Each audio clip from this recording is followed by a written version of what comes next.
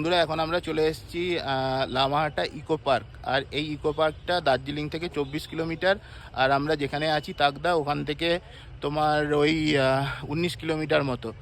তো জাস্ট পেছনটা দেখো, জায়গাটা কিন্তু সলিড, পুরো একদম ডিপ পাইনের ফরেস্ট, আর বিভিন্ন রকম অর্কিড থেকে শুরু করে।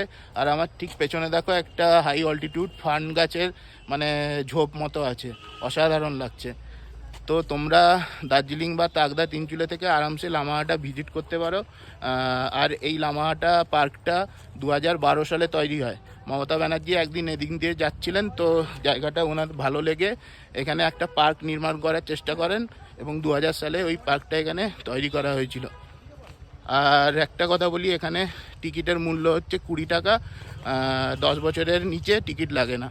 তো তোমরা অবশ্যই এসো, আর কেমন লাগলো আমার এই ভিডিওটা অবশ্যই কমেন্ট করে জানিও।